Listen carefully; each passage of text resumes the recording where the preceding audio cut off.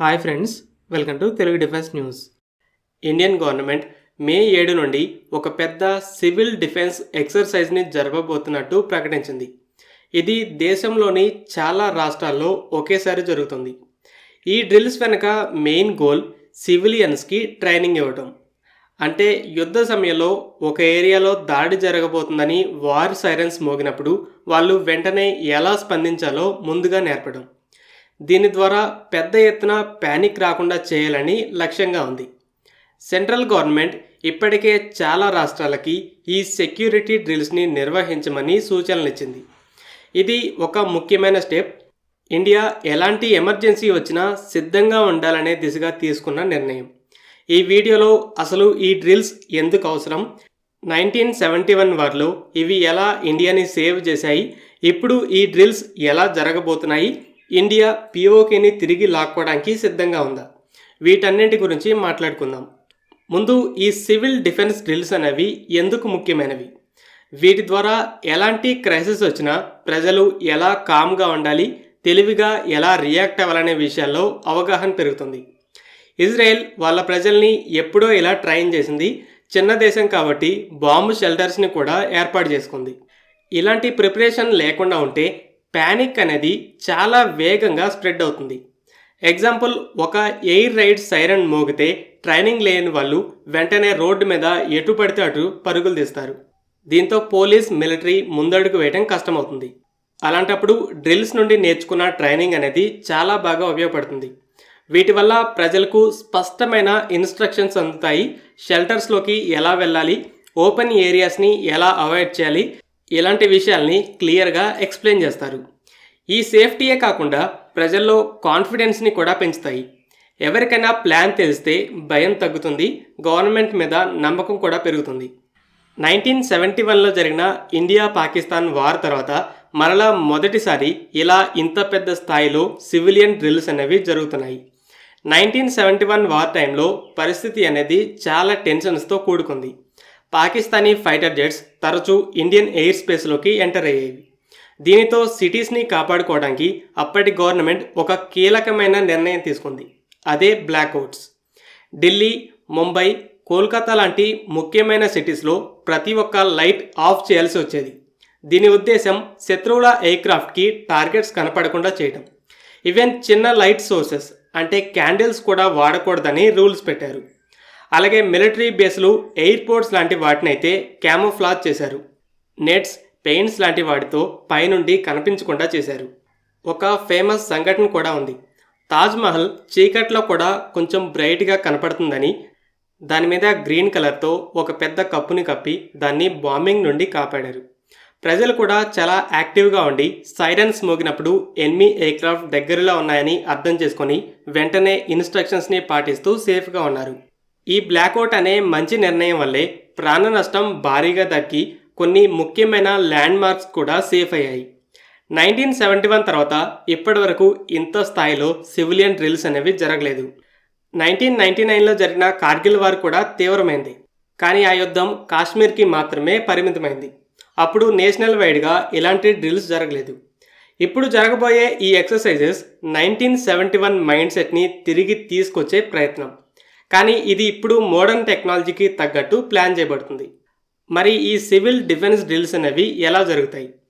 ముందు air ride సైరన్స్ని test చేయబోతున్నారు.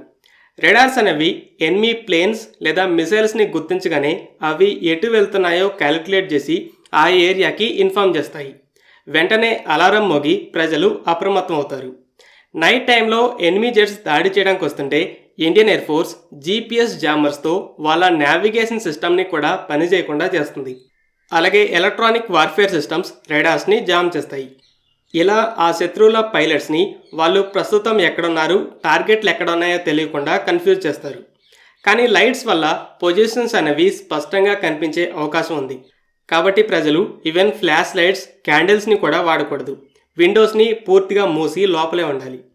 ముందు ఈ ఎయిర్ స్ట్రైక్స్కి ప్రిపేర్ చేశాక తర్వాత మిసైల్ అటాక్స్పై కూడా ట్రైనింగ్ ఉంటుంది.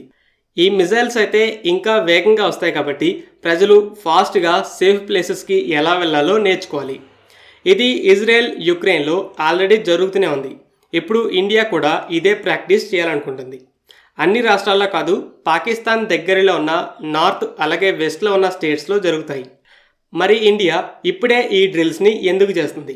టైమింగ్ మాత్రానికి చాలా ముఖ్యం. ఇండియా పాకిస్తాన్ల మధ్య మరోసారి యుద్ధం జరగడానికి ఛాన్సెస్ అనేవి చాలా హైలో ఉన్నాయి.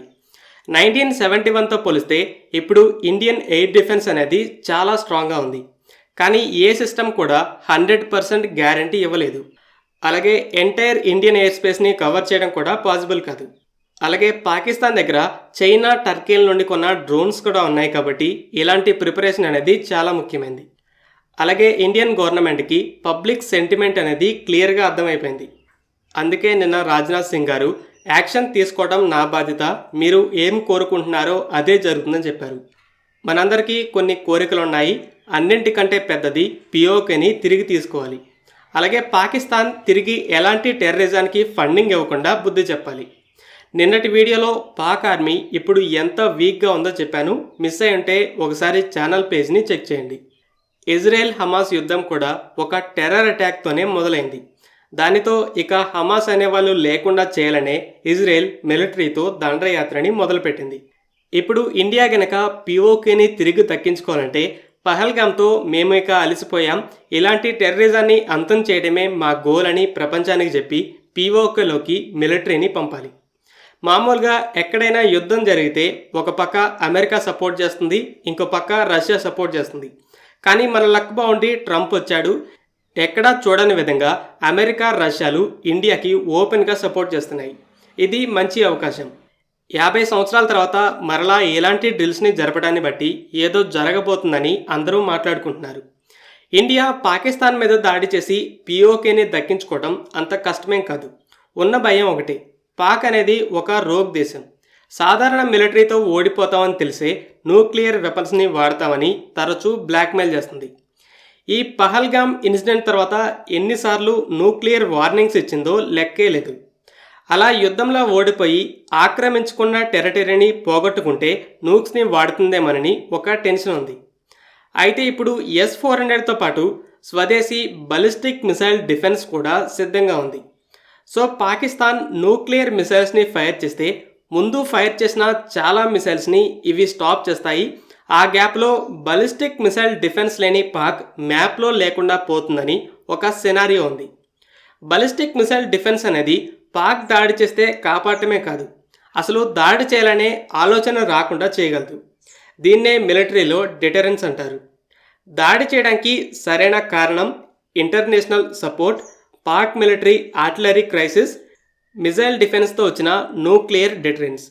ఇలాంటి ఒక సిచ్యువేషన్ని ఇండియా వాడుకుంటుందా లేదా అనేది చూడాలి. ఫ్రెండ్స్, ఈ వీడియో మీకు నచ్చినట్లయితే లైక్ చేయండి. అలాగే మరిన్ని ఇంపార్టెంట్ డిఫెన్స్ అప్డేట్స్ కోసం మన ఛానల్ని సబ్స్క్రైబ్ చేసుకోండి.